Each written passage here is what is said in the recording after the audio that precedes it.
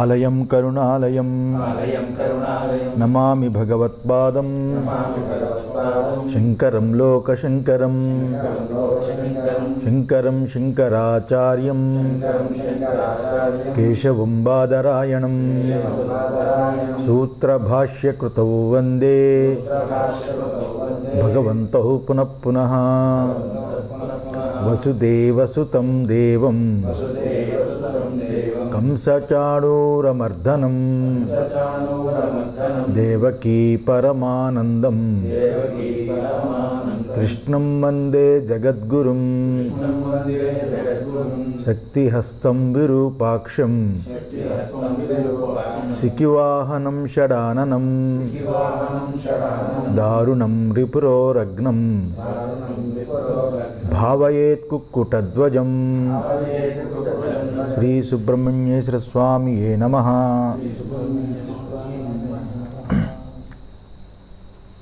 పురుషోత్తమ ప్రాప్తి యోగము 15వ అధ్యాయం ప్రారంభం. గుణత్రయ సంయోగము విభాగము పూర్తయింది. పురుషోత్తమ ప్రాప్తి యోగము అనేది ప్రారంభమవుతుంది. పూర్వ అధ్యాయంలో ప్రకృతి యొక్క 3 గుణాలని వర్ణించి ఆ గుణాలను దాటడానికి ఉపాయం ఏమిటో కూడా చివరిలో చూపించాడు. సత్వగుణము, రజోగుణము, 3 గుణమనే సత్వాది గుణాలు మొత్తం ప్రపంచానంతటినీ వ్యాపించి ఉంది అని అన్నాడు. ప్రపంచం అంతటినీ వ్యాపించి ఉందన్నాడు. ఆ వ్యాపించి ఉన్న మన మనస్సులో కనబడుతున్న గుణాలు కార్యాలే మనకు ముఖ్యమని తెలుసుకోవలసిందిగా అదే అని అందులో చూపించాడు. మన మనస్సు సత్వగుణమా, రజోగుణమా, రాజసగుణమా అని వివేకించి క్రమంగా గుణాన్ని జయించాలని ఆ గుణత్రయ విభాగంలో చూపించాడు. ఈ గుణాలు దాటడానికి భగవద్భక్తియే ముఖ్యమైన ఉపాయము, భగవంతుడి యొక్క శరణాగతియే ముఖ్యమైన ఉపాయము అని పూర్వాధ్యాయంలో చివరగా 3 శ్లోకాల్లో చెప్పబడింది. అంతేగాని స్వతంత్రంగా స్వప్రయత్నం చేత గుణాతీతులు అవ్వడం జరగని పని, కుదరని పని. గుణములతో కూడుకొని గుణములతో ఉంటూ గుణాన్ని దాటడం అంటే కష్టం. గుణాతీతుడైన భగవంతుడి యొక్క పాదాలు శరణు పొందితే కానీ ఆ గుణాలను దాటలేము అనేది చూపించాడు. గుణమయమై ఉన్న ఈ సంసారము ఏదైతుందో ఆ సంసారము చేత విడుదల పొందడానికి భగవంతుడిని పాదాలు శరణాగతుడిగా అవ్వడమే పరమ ఉపాయమని చివరిలో చెప్పి అధ్యాయం ముగిసింది. అయితే పరమాత్మతత్వమునే తెలిసిన వారికి గుణాతీత్వము అత్యంత సులభమని కూడా చూపించి ఇప్పుడు 15వ అధ్యాయం ప్రారంభించాడు. భగవంతుడి యొక్క శరణాగతి అయితే గుణాతీతుడు అవుతాడంటే మళ్ళా ఎందుకు ప్రారంభించాలి పురుషోత్తమ యోగం? మళ్ళా భగవంతుడు ఎందుకు చెప్పాలి? అక్కడితో అయిపోయింది కదా. మళ్ళా భగవంతుడు ఎందుకు ప్రారంభించాడు పురుషోత్తమ ప్రాప్తి యోగాన్ని అంటే వినండి. ఇంట్రడక్షన్, శంకరభాష్యం, అవతారిక. యస్మాత్ మత్ అధీనం కర్మణాం కర్మఫలం జ్ఞానినాం చ జ్ఞానఫలం. కర్మపరులకి అంటే కర్మిష్ఠులకి కర్మఫలము, జ్ఞానులకి జ్ఞానఫలము నా అధీనమై ఉన్నది కదా.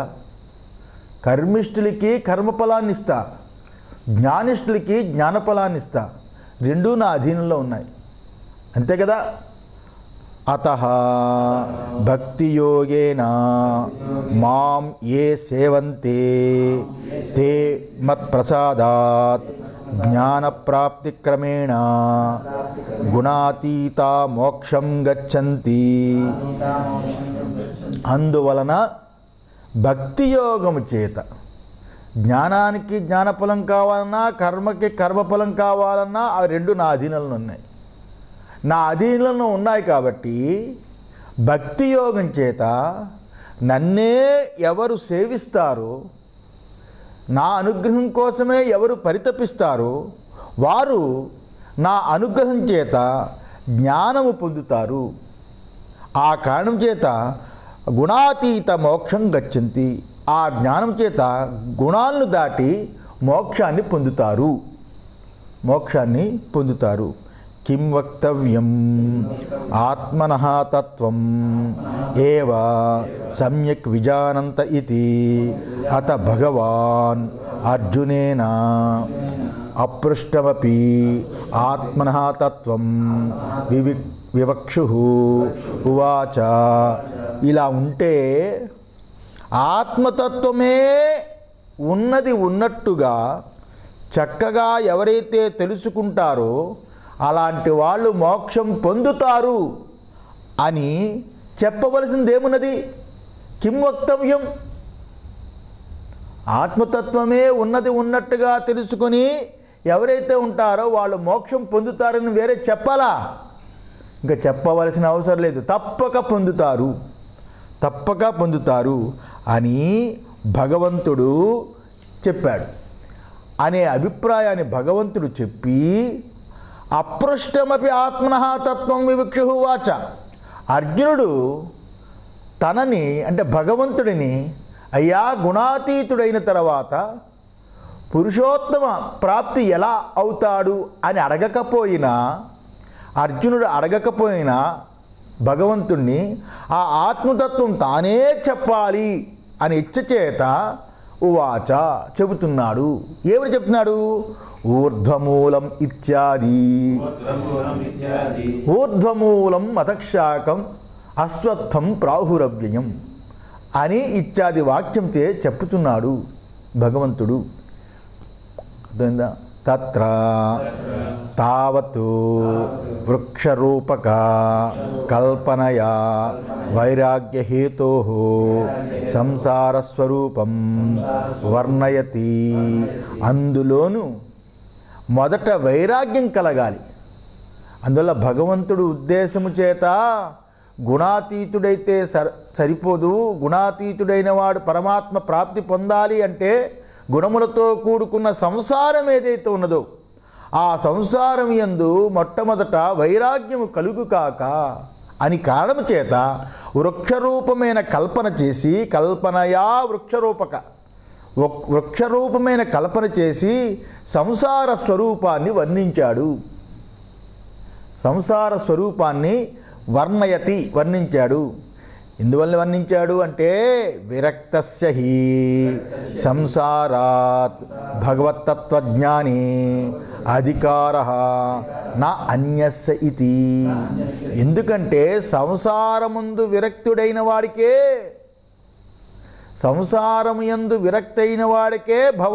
భగవత్తత్వాన్ని తెలుసుకునే అధికారం ఉంటుంది. అంతేగాని నా అన్యునికి లేదు. సంసారం యందు విరక్తి ఉండాలి. ఒక ఊడని వదిలితే మర్రి చెట్టు యొక్క ఊడని ఒకటి వదిలితే ఇంకొక ఊడని అందుకున్నప్పుడు మార్గానికి పోతూ ఉంటాడు. అది ఊడ పట్టుకొని మార్గానికి వెళ్ళాలి అంటే ఎలా వెళ్ళలేడు. సంసారమనే తాపత్రయమనే ఊడని వదిలి జ్ఞాన మార్గమనే ఊడని పట్టుకున్నప్పుడు మార్గం దొరుకుతుంది. అందువల్ల భగవతత్వం తెలుసుకునే అధికారం సంసారికి లేదు కాబట్టి ఆ సంసారం యందు విరక్తి అయిన వాడికే కలుగుతుంది కాబట్టి దానిని చెప్పడానికి ముందుగా ఊర్ధ్వమూలం అని భగవంతుడు ప్రారంభించాడు. ఇదే కఠోపనిషత్తులో కూడా చెప్పింది. నా విరతో దుశ్చరితాత్ నా శాంతో నా సమాహితాః నా శాంత మనసోవాపి ప్రజ్ఞానేనైవ మాప్నుయాత్. కఠోపనిషత్తు 1:2:24లో నా విరతో దుశ్చరితాత్. ఎవరికైతే దుశ్చరితం అంటే చెడు నడక వదలకుండా ఉన్నవాడు ఎవడైతే ఉన్నాడో వాడు దుశ్చరితుడు. అలాంటి చెడు నడక వదలకుండా ఉన్నవాడు, అలాగే నావిరతో విరాగము లేనివాడు అంటే ఇంద్రియ చాంచల్యం ఉన్నవాడు, నాశాంతో నా సమాహితాః చిత్త సమాధానం లేనివాడు, నా శాంత మనసోవాపి మనస్సును శాంతపరచలేనివాడు, ప్రజ్ఞానేనైవ మాప్నుయాత్ ప్రజ్ఞతో ఈ ఆత్మని పొందలేడు. పొందలేడు. పొందలేడు అని ఇంద్రియ మానసాలను నిగ్రహించి ఆత్మయందే మనస్సును స్థిరపరుచుకున్నవాడే సత్యమైన జ్ఞానంతో పరమాత్మని చేరుతాడని కఠోపనిషత్తు కూడా చెప్పింది. అలాగే ఇహచేదవేది దతసత్యమస్తి నా చేది హ్యావేది మహతీ వినష్టి భూతేషు భూతేషు విచిత్యతీరా ప్రేత్యాస్మాన్లోకాద్ అమృతా భవంతి అని కేనోపనిషత్తు కూడా 2:5లో చెప్పింది. ఎవడైతే ఇహచేత్ అవేది దతసత్యమస్తి, ఎవడైతే ఇక్కడనే తెలుసుకుంటే వాడు సత్యాన్ని తెలుసుకుంటే ఇహచేదవేది, ఎవడైతే ఇహచేత్ వేది దతసత్యమస్తి, ఎవడైతే ఇక్కడే తెలుసుకుంటాడో ఆ సత్యాన్ని ఎవడైతే ఇక్కడనే తెలుసుకుంటే అది సత్యమవుతుంది.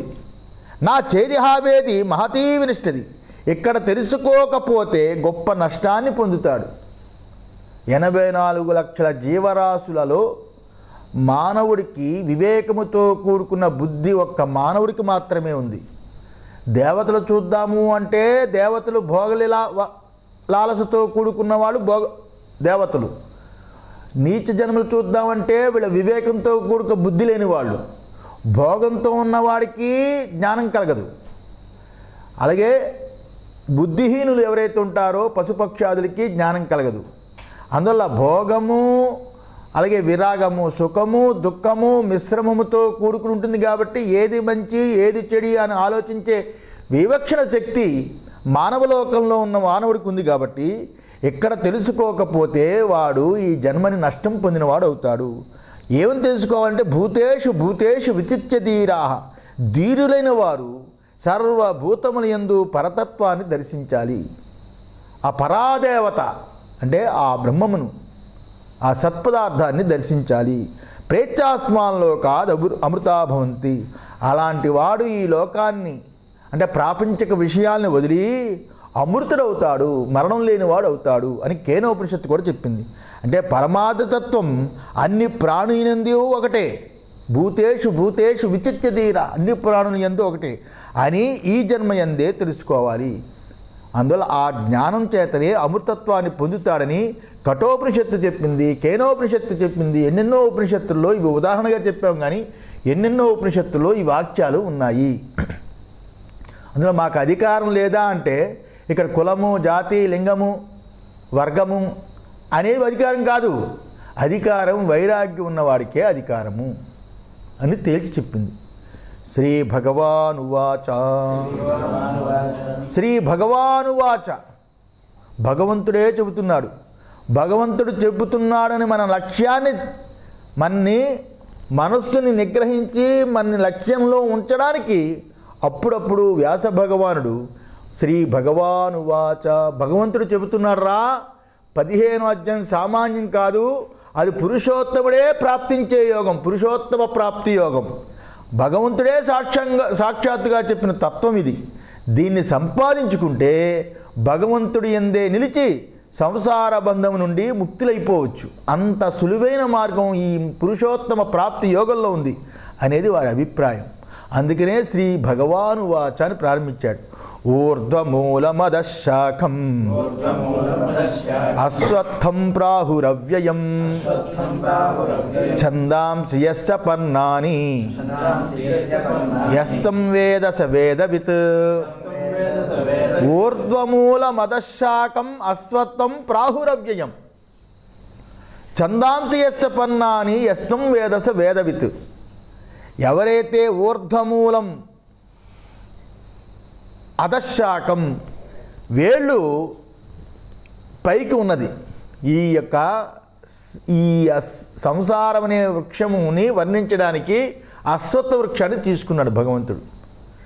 దాని యొక్క వేళ్ళు ఏవైతున్నాయో పైకి ఉన్నాయి, పైకి వేళ్ళు గలది, క్రిందకి కొమ్మలు గలది అయిన అశ్వత్థం ఇది.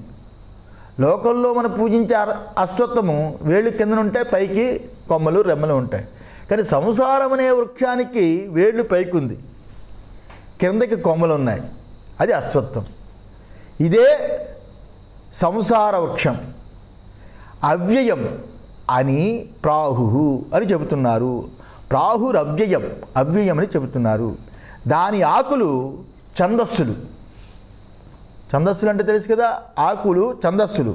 యస్య పర్ణాని యస్తం వేదస వేదవతి, దానిని ఎవరు తెలుసుకుంటారో వాడే నిజమైన వేదమును తెలుసుకున్నవాడు. యస్తం వేదస వేదవిత్, అలాంటి వాడే వేదాన్ని తెలుసుకున్నవాడు అని దీని యొక్క అర్థం. సంసారము అశ్వత్థమని శృతి యందే పిలువబడింది, శృతిలోనే చెప్పబడింది, కఠోపనిషత్తులో వస్తుంది. దీనినే ఇక్కడ అనువదించింది. భగవద్గీతలో చాలా శ్లోకాలు ఉపనిషత్తులో మంత్రాలే. అవాక్ శాఖ అని అక్కడ అన్నాడు, ఇక్కడ ఊర్ధ్వమూలం అధశాఖ అని అన్నాడు, అక్కడ అవాక్ శాఖ అన్నాడు, అంతే తేడా. అన్ని ఉపనిషత్తు మంత్రాలే చాలా భగవద్గీతలో వస్తాయి. అందులో సంసారం అశ్వత్థమని శృతిలోనే చెప్పబడింది, దీన్నే ఇక్కడ అనువదించింది. అశ్వత్థ వృక్షము అని మనకి చాలా గౌరవిస్తాం, దాన్ని పూజిస్తాం, అది మనకి పూజ్యమైంది. పురాతన కాలం నుండి కూడా ఈ వృక్షాన్ని మన వారు భగవంతుడి యొక్క విభూతి అని మనం పూజిస్తాం. మహావిష్ణువు యొక్క స్థానమని అశ్వత్థ వృక్షాన్ని పూజిస్తాం. మర్రి చెట్టుని పూజించాం, అశ్వత్థ వృక్షాన్ని పూజిస్తాం. విభూతి యోగంలో కూడా అశ్వత్థ సర్వవృక్షాణం అని చెప్పబడింది. విభూతి యోగం భగవద్గీతలో విభూతి యోగంలో కూడా వృక్షాలలో అశ్వత్థాన్ని నేను అని 10వ అధ్యాయం విభూతి యోగంలో 26వ శ్లోకంలో వృక్షాల్లో అశ్వత్థ వృక్షాన్ని నేను అని చెప్పారు. ఇక్కడ అయితే ఆత్మతత్వాన్ని తెలుసుకుంటే తత్వమంతటినీ తెలిసినట్లే అని వేదకాల ఋషులు భావించారు. ఆ ఒక్క ఆత్మతత్వాన్ని తెలుసుకుంటే సర్వతత్వాన్ని తెలుసుకున్నట్టు అని వేదకాలంలో ఉన్న ఋషులు గుర్తించారు. ఈ అశ్వత్థమే సంసారానికి చిహ్నము, ఈ అశ్వత్థమే సంసారానికి చిహ్నము, గుర్తు. ఈ సంసార ప్రపంచం చూడడానికి ఎలా ఉంది? సంసార ప్రపంచం చూడడానికి ఎలా ఉంది? ఇది సర్వత్రా వ్యాపించుకొని మనల్ని ఎలా భయపెడుతుంది? సంసార వృక్షం చూడడానికి ఎలా ఉంది? ఇది అంతా వ్యాపించుకొని మన ఏ రకంగా బయటపెడుతుంది? దీని యందు విరక్తులైన వారు దీనిని దాటి ఎలా పరమ పురుషార్థాన్ని పొందుతారు అనే దానిని దీనంతటిని ఈ అధ్యాయంలో కూలంకుషంగా విచారణ చేయొచ్చు. ఈ ప్రపంచ రూపమైన అశ్వత్థానికి వేరు పైనుంది, కొమ్మలు క్రింద ఉన్నాయి. ఇది వర్ణన. సంసారం అనే దాన్ని వృక్షరూపకల్పన, వర్ణన. ఈ ప్రపంచ రూపమైన అశ్వత్థానికి వేర్లు పైన ఉన్నాయి, కొమ్మలు కింద ఉన్నాయి. దీని తత్వాన్ని తెలిసిన వాడే వేదవిదుడు. దీన్ని తత్వాన్ని తెలిసిన వాడే వేదవిదుడు అంటే వేదార్థము తెలిసినవాడు. ఈ ప్రపంచం యొక్క తత్వం ఏమిటి అనేది తెలియచేయడమే వేదం యొక్క లక్ష్యము. ఈ ప్రపంచాన్ని మనం ఎలా తెలుసుకుంటామో ఆ రకంగా ప్రతిఫలం వస్తుంది. ఈ ప్రపంచాన్ని ఎలా తెలుసుకుంటామో ఆ రకంగానే ప్రతిఫలం వస్తుంది. ఈ ప్రపంచాన్ని మనం ఎలా తెలుసుకుంటామో ఆ రకంగా ప్రతిఫలం వస్తుంది. ఇది మంచిది అని తెలుసుకుంటే మంచిదవుతుంది, ఇది చెడ్డది అని భావిస్తే అశుభమే కలుగుతుంది. అయితే దీనిని ఊరకనే ఇది ప్రపంచము, ఇది సంసార రంగ స్థలము అని ఇంత మాత్రం తెలుసుకుంటే వాళ్ళు వేదవిధులు కారు. ఇది ప్రపంచము, ఇది సంసార రంగస్థలము, ఈ ప్రపంచమని ఇంత మాత్రం తెలుసుకుంటే వాళ్ళు వేదవిధులు కారు. దీనిని ఎలా తెలుసుకోవాలి అనేది ఈ అధ్యాయం చెప్తుంది. దీని పరమార్థ స్వరూపం ఏమిటి అనేది ఈ అధ్యాయం చెప్తుంది. అని దానిని తెలుసుకుంటేనే వేదార్థమును తెలుసుకున్నట్లు అవుతుంది. దీనిని సరిగా తెలుసుకునేది ఏ రకంగా భగవంతుడే మనకి ఉవాచ చెబుతున్నాడు. అందులో జాగ్రత్తగా భగవంతుడే చెబుతున్నాడు కాబట్టి డైరెక్ట్ భగవంతుడే మీ చెవిలో ఈ ఘోష తెలియజేస్తున్నాడు కాబట్టి దీన్ని జాగ్రత్తగా వినండి. ఊర్ధ్వమూలం అధశాఖ అనేదానికి భాష్యం. ఊర్ధ్వమూలం కాలతః సూక్ష్మత్వాత్ కారణత్వాత్ నిత్యత్వాత్ మహత్వాత్ చ ఊర్ధ్వం ఉచ్యతే. ఊర్ధ్వమూలం, ఊర్ధ్వమూలం అంటే కాలతః సూక్ష్మత్వాత్. ఊర్ధ్వమూలం అంటే కాలము కంటెను అలాగే సూక్ష్మముగా ఉండేది. ఊర్ధ్వము అంటే కాలతః సూక్ష్మత్వాత్, కాలము కంటే సూక్ష్మముగా ఉండడము వలన, కారణత్వాత్ సర్వానికి కారణమై ఉండడం చేత. అది కాలము ఊర్ధ్వమూలం అంటే చెప్తాను. ఊర్ధ్వమూలం అంటే పైకి, పైని ఏది అంటే ఈ యొక్క పైన ఆ యొక్క మూలం అనేది ఏదైతే ఉందో అది కాలము కంటా సూక్ష్మంగా ఉన్నది. అంటే కంటికి కనిపించదు, మనకి తెలియదు, సూక్ష్మమైనది. కాలాన్ని కూడా మనం తెలుసుకోగలం కానీ కాలం కంటా అది సూక్ష్మమైనది, సర్వానికే కారణమై ఉన్నది. నిత్యత్వాత్ నిత్యమై ఉన్నది, నిత్యమై ఉన్నది. మహత్వాత్ గొప్పదై ఉన్నది. అందువలన ఊర్ధ్వం ఉచ్యతే, ఊర్ధ్వమని చెప్పబడింది, పైన ఉన్నదని చెప్పబడింది కదా. పైకి చూస్తే కాలం ఏం తెలుస్తుంది?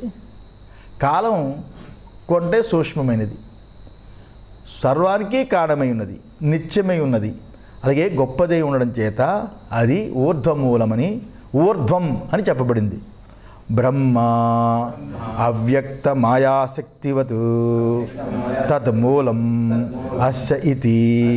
అంటే అవ్యక్త మాయాశక్తి గల బ్రహ్మము, అవ్యక్త మాయాశక్తి గల బ్రహ్మము ఊర్ధ్వం పైన ఉన్నదని అర్థము. అందువల్ల అది కాలము కంటా సూక్ష్మమైనది, అలాగే సర్వానికి ఆయనే కారణమై ఉన్నాడు, నిత్యమై ఉన్నాడు, గొప్పదై ఉన్నవాడు. అందువల్ల అవ్యక్త మాయాశక్తితో కూడుకున్న ఆ బ్రహ్మము అంటే అవ్యక్తమైన బీజరూపకంగా ఉన్న నామరూపాలు పుట్టకముందు ఎవరి యందు నామరూపాలతో కూడుకున్న జగత్తు బీజరూపముగా ఉన్నదో వాడి యొక్క మూలం, వాడే బ్రహ్మ, వాడే ఊర్ధ్వం అని అర్థం, వాడే ఊర్ధ్వం అని చెప్పబడింది. ఆ ఊర్ధ్వము ఈ సంసారానికి మూలం అని అర్థం. వాడే బ్రహ్మం, వాడే ఊర్ధ్వమని చెప్పబడింది. సహ అయం సంసార వృక్ష ఊర్ధ్వమూల. ఆ ఊర్ధ్వము ఈ సంసార వృక్షానికి మూలము, దీనికి వేరు. అదే మూలము అంటే వేరు. బ్రహ్మము యందు ఏదైతే అవ్యక్తంగా బీజరూపకంగా నామరూపాత్మకమైన జగత్తంతా ఉన్నదో ఆ బ్రహ్మము యందే అదంతా కూడా వ్యక్తమవుతున్నది. కాబట్టి అతని యందే అవ్యక్తంగా ఉన్నది. కాబట్టి వ్యక్తావ్యక్తములు రెండిటికి ఆయనే బేస్మెంట్. కాబట్టి ఆయన ఊర్ధ్వం, మన సంసారం మూలం, వేరు అని అర్థం. ఈ సంసార వృక్షము ఊర్ధ్వమూలము, ఉత్కృష్టమైన పరమాత్మ అని పేరు గలది. ఇది ఈ సంసార వృక్షము ఊర్ధ్వమూలము అంటే ఉత్కృష్టమైన పరమాత్మ అని పేరుతో కూడుకున్నది. కాలము కంటా సూక్ష్మంగా ఉండడం చేత, అంతటికీ కారణమై ఉండడం చేత, అంతటికన్నా అధికమే నిత్య వస్తువై ఉండడం చేత ఈ పరమాత్మ వస్తువు గొప్పది. ఈ పరమాత్మ వస్తువు గొప్పది. పరమాత్మ అనే వేరు నుండి పుట్టడం చేత నిజంగా విశ్వం కూడా పరమాత్మ స్వరూపమై ఉన్నది. పరమాత్మ అనే పేరుతో, పరమాత్మ అనే వేరు నుండి పుట్టినది కాబట్టి ప్రపంచము, ఈ విశ్వము నిజంగా అది పరమాత్మే అయ్యున్నది. అర్థమైందా? పరమాత్మే అయ్యున్నది. మట్టి నుండి పుట్టిన కుండ మట్టి కాకుండా పోతుందా? మట్టి నుంచి పుట్టిన కుండ మట్టే అవుతుంది కదా. ఆ రకంగా వేద విధులైన జ్ఞానుల దృష్టితో చూచినప్పుడు, వేద విధులైన ఆత్మజ్ఞానుల యొక్క దృష్టితో చూచినప్పుడు మనమందరము పరమాత్మ స్వరూపులమే. మనమందరము పరమాత్మ స్వరూపులమే. మనమందరము అతని అనుగ్రహ పాత్రులమే. మనమందరము పరమేశ్వరుడి చేతనే వచ్చాము అనేది జ్ఞాపకం ఉంచుకుంటే వారికి ఈ సంసారం యందు ఏ దుఃఖము ఉండదు. అలాంటి దాని గురించి వివరించేదే ఈ పురుషోత్తమ ప్రాప్తి యోగము. ఇంకా చెప్తున్నాడు, శృతే చ ఊర్ధ్వమూలో అవాక్షాక ఘట 2, 3, 1 ఇది. ఇక్కడ శృతే చ శృతులు కూడా ఈ రకంగా చెప్పాయి. ఊర్ధ్వమూలో అవాక్ శాఖ నేను చెప్పాను కింద అక్కడ కఠోపనిషత్తులు కూడా 2, 3, 1 పైన వేళ్ళు కింద కొమ్మలు ఉన్న ఈ అశ్వత్థము సనాతనమైనది, నూతనము కాదు, సనాతనమైనది అని శృతి కూడా తెలిపి ఉన్నది. శృతి కూడా తెలిపి ఉన్నది. అక్కడ ఏం చెప్పింది? ఊర్ధ్వమూలో అవాక్షాక ఏషో అశ్వత్థ సనాతన తదేవ శుక్రం తద్బ్రహ్మ తదేవామృతముచ్యతే అని కఠోపనిషత్తులో 2, 3, 1 చెప్పింది. పైకి వేర్లు కిందకి కొమ్మలు ఉన్న ఈ అశ్వత్థము సనాతనమైనది, అది ఏ శుక్రం. శుక్రము అంటే శుద్ధము, అదే శుద్ధము. తద్బ్రహ్మ అదే బ్రహ్మ, తదేవామృతముచ్యతే అదే అమృతమని పిలువబడుతున్నది. తస్మిన్ లోకాశ్రిత సర్వే తదు నాత్యేతి కశ్చన ఏతద్వైతత్. కఠోపనిషత్తు 2, 3, 1 అందులోనే తస్మిన్ లోకాశ్రిత దాని యందే సర్వలోకాలు సమస్త లోకాలు దాని యందే ఆశ్రయించి ఉన్నాయి, మరియు దానిని ఎవరూ అతిక్రమించలేరు.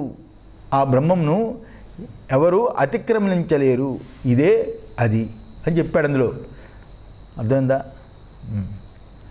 భాష్యం పురాణే చ పురాణాల్లో కూడా చెప్పబడింది. వేదాల్లోనే కాదు, కఠోపనిషత్తు లాంటి వేదాల్లోనే కాదు, పురాణాల్లో కూడా చెప్పబడింది. ఏమిటయ్యా పురాణాలు చెప్తున్నారు?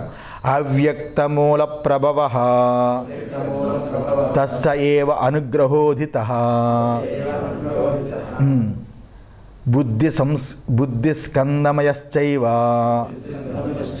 ఇంద్రియాంతరకోటరః మహాభూత విశాఖశ్చ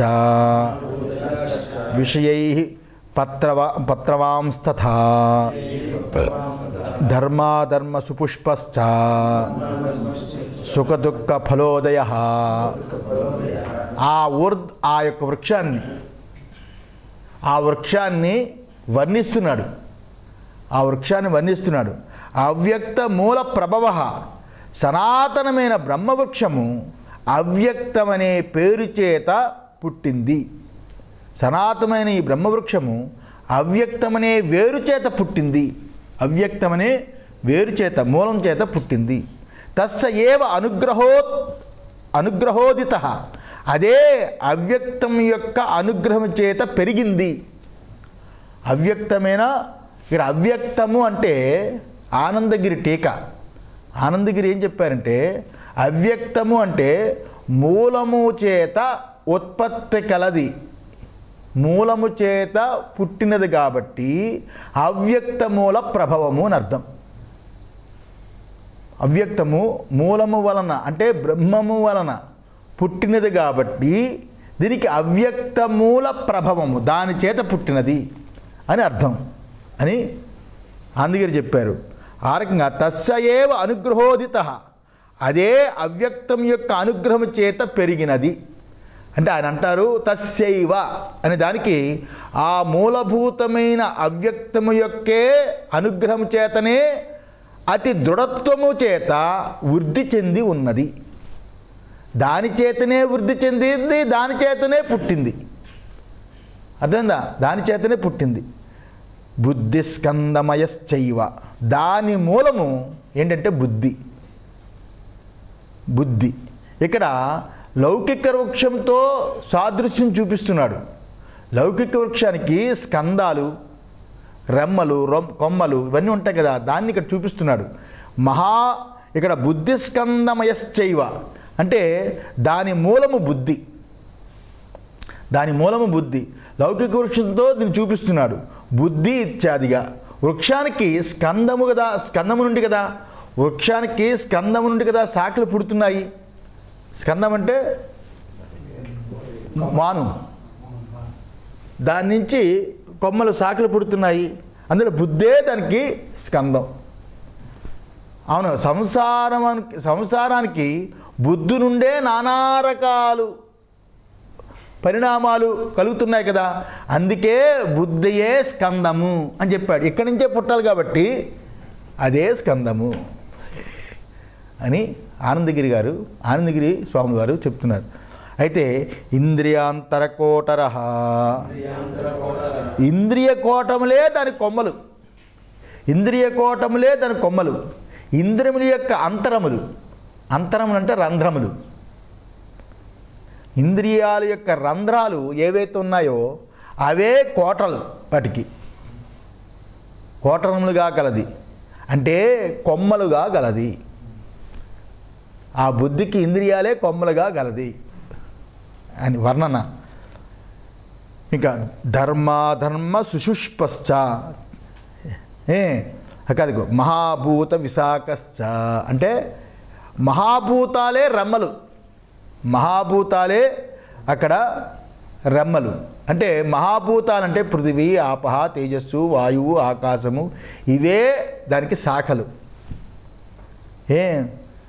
విషయై పత్రమాంస్తథ, విషయాలే ఆకులు, విషయాలే ఆకులు. ఎందుకంటే ఆకులు చిన్న గాలి వేస్తుంటే ఇలా గాలి కదులుతూ ఉంటుంది, వర్షం పడితే పచ్చగా కనిపిస్తుంది, ఎండ ఎక్కువైతే ఎండిపోతూ ఉంటుంది. అంటే వాతావరణానికి, ఋతువులకి, ఆ రకంగా గాలికి వాటికి కూడా అవి చలిస్తూ ఉంటాయి కాబట్టి అక్కడ విషయాలే ఆకులు, విషయాలే ఆకులు. ధర్మ సుపుష్పశ్చ సుఖ దుఃఖ ఫలోదయ, ధర్మాధర్మములే దాని ఉత్తమమైన పుష్పాలు. పుష్పాలు ధర్మాధర్మాలు అంటే పాపము పుణ్యము, వాటి పుష్పాలు అవే ఫలాలు. సుఖ దుఃఖ ఫలోదయ, సుఖ దుఃఖాదులే దానికి ఫలాలు. ధర్మాధర్మాలు పుష్పాలు, పుష్పం పిండి కాయి పండైనట్టు ఆ పండే ఫలాలు ఏమిటి? సుఖ దుఃఖాలు. పాపం పుణ్యం అనేది ఏదైతే ఉందో ఆ పాపం పుణ్యం అనేది పుష్పాలు కనిపిస్తాయి, అది మారి పండైనట్టు అది ఫలం. ఏ రకంగా? సుఖ దుఃఖాలే దాని యొక్క ఫలం. అజీవ్య మహాభూతానాం బ్రహ్మవృక్ష సనాతన, ఇది సర్వప్రాణులకి జీవనము ఆశ్రయమై ఉన్నది. ఈ సంసార వృక్షము సర్వ ప్రాణులకి జీవనము ఆశ్రయము అయి ఉన్నది. బ్రహ్మవృక్ష సనాతన, ఇదే బ్రహ్మవృక్షము, ఇదే బ్రహ్మవృక్షము. లోకంలో అశ్వత్థ వృక్షం అని అంటారు. ఇది అశ్వత్థ వృక్షం అంటే బ్రహ్మవృక్షము. ఇందువల్ల సనాతన, సనాతనమైనది. సనాతనమైనది కాబట్టే ఊర్ధ్వమూల మదశాఖ మన కంటికి కనిపించదు కానీ అనుభవిస్తూ ఉంటాం ఈ సంసార వృక్షం. ఏతద్ బ్రహ్మవనం చైవ బ్రహ్మాచరతి నిత్యసః, ఈ బ్రహ్మవనమందు ఈ యొక్క సంసార వృక్షమనే అశ్వత్థ వృక్షమనే ఇంత వర్ణించాడు కదా, ఇది బ్రహ్మవనం. ఈ బ్రహ్మవనందు బ్రహ్మము సదా సంచరిస్తూ ఉంటాడు. కొమ్మల మీద, రెమ్మల మీద, స్కందం మీద, అన్నిటి మీద బ్రహ్మమే సంచరిస్తూ ఉంటాడు. ఎలా సంచరిస్తాడు? ఎరుక రూపకంగా, ఉనికి రూపకంగా, సుఖరూపకంగా, ఆనంద రూపకంగా అలా సంచరిస్తూ ఉంటాడు, సంచరిస్తూ ఉంటాడు. ఏతత్ చిత్వా, అంతేనా? ఏతత్ చిత్వా చ భిత్వా చ జ్ఞానేన పరమాసిన, అంతేనా? తతశ్చ ఆత్మరితిం ప్రాప్య తస్మాత్ న ఆవర్తతే పునః ఇత్యాది. ఏతత్, దీనిని జ్ఞానమనే బలమైన ఖడ్గము చేత ఖండించి చీల్స్తే ఎవడైతే ఆత్మరతిని పొందినవాడు మరలా అక్కడ నుండి వెనుదిరగడు. ఈ రకంగా చెప్పబడింది. అర్థమైందా? అదేనా కంటిన్యూ? అంటే ఈ బ్రహ్మము ఈ రకంగా బ్రహ్మముగా సంచరిస్తాడు. ఇది మహాభారతంలో విషయాన్ని తీసుకుని చెప్పాడు. ఆ శ్లోకాలు తీసుకుని చెప్పాడు. ఇక్కడ ఈ రకంగా ఈ జ్ఞానమనే బలమైన ఖడ్గము ఎవరైతే బ్రహ్మము నేనే అయ్యున్నాననే దృఢమైన జ్ఞానము చేత కలిగిన అనుభవం చేత కలిగిన ఈ సంసార వృక్షాన్ని సంసార వృక్షం అనే బలమైన ఖడ్గము చేత ఎవడైతే ఛేదిస్తాడో అలాంటి వాడికి సంసారం అనే ప్రతిబంధకము లేకపోవడం చేత అతను ఆత్మరతిని పొందినవాడు అవుతాడు. అంటే ఆత్మరతుడై పునరావృత్తి రహితమైన కైవల్యాన్ని పొందుతాడు. ఈ సంసార వృక్షం నుంచి వాడు దాటిపోతాడు. అర్థమైందా? దాటిపోతాడు. తం ఊర్ధ్వమూలం సంసార మాయామయం వృక్షం అతస్సాకం మహదహంకార తన్మాత్రాదయ శాఖా ఇవ అస్య అథో భవతి ఇతి సహ అయం అధశాఖ. ఈ ఊర్ధ్వమూలమైన సంసారమనే మాయామయమైన వృక్షము ఏదైతే ఉన్నదో అది అధశాఖము. ఈ ఊర్ధ్వమూలమైన సంసార రూపకంగా కనిపిస్తున్న మాయామయమైన ఈ వృక్షం ఏదైతే ఉందో ఈ వృక్షము అధశాఖము అంటే కింద ఉన్న శాఖలతో కూడుకున్నది. ఈ కింద ఉన్న శాఖలతో కూడుకున్న దానికి మూలం ఎక్కడుందో ఊర్ధ్వం. అదేందా? ఏంటది? మహదహంకార తన్మాత్రయ శాఖా ఇవ అస్య అధో భవంతి ఇది. దీనికి మహత్తు, అహంకారము, తన్మాత్రలు అంటే శబ్ద స్పర్శ రూప రసగంధాదులు తన్మాత్రలు మొదలగునవి ఏవైతే ఉన్నాయో మొదలగునవి అంటే ఆదిశబ్దం చేత ఇంద్రియాదులు అని అర్థం. తన్మాత్రని